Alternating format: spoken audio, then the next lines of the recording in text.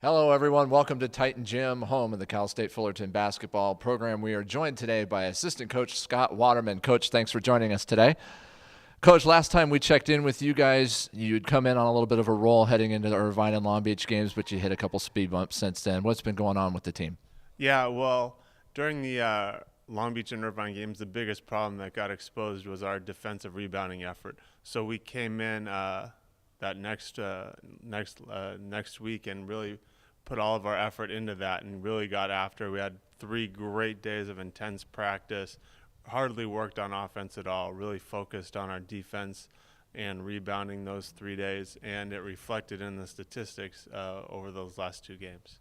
You guys had a pretty good trip to Northern California, even though you only managed to split, but rebounding, as you said, was a big part of that. How do you get the group of 5 guys or the group of 7 guys out there to all get the boards and work as a unit on that end?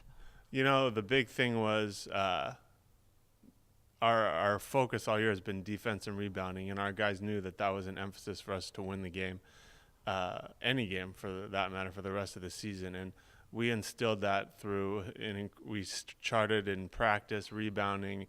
We did loose ball drills. We made a really concerted effort for our guys to see how much it meant to us as a staff, and that really translated to their effort on the court. And Davis, we out-rebounded them by 6 or 7, and we out-rebounded a much bigger Pacific team as well by a few. So it was really our guys took to heart what they did in practice, and it carried over into this week as well. This week you got Northridge and Hawaii as you guys start the second round of Big West Conference play. What do you guys see out of those teams after playing them the first time, and what do you kind of expect out of your guys heading into this weekend? You know, both games were hard-fought games. We played Northridge on Thursday, and even though we beat them by 20 the first time we played them, which was led by phenomenal efforts by DJ, Sammy, and Kwame on the offensive end, Northridge has really improved. Stephen Maxwell, their stud in the middle, is a tremendous rebounder, which again goes back to our emphasis on rebounding and defense and how we're going to stop him. But I think we've got a really good plan, and with our guys buying into rebounding and defending, we're going to be in great shape there. And then Hawaii, obviously, we had a tremendous battle against them when we were over in Honolulu. Had some rough calls at the end of the game and ended up losing on a buzzer beater. And our guys, I don't think there's going to be much pregame pep talk needed for that game. So they know exactly what it's going to take. Obviously, with Hawaii, they're much bigger physically than we are. Defensively, they struggle to guard our guards. So it's going to be a contrast in styles. They want to slow it down. Obviously, right now we're 3rd in the nation in scoring. We're going to get it and continue to play our style of basketball. And with the improvements we've made on the defensive and rebounding fronts, we're going to be much more prepared for those games this week.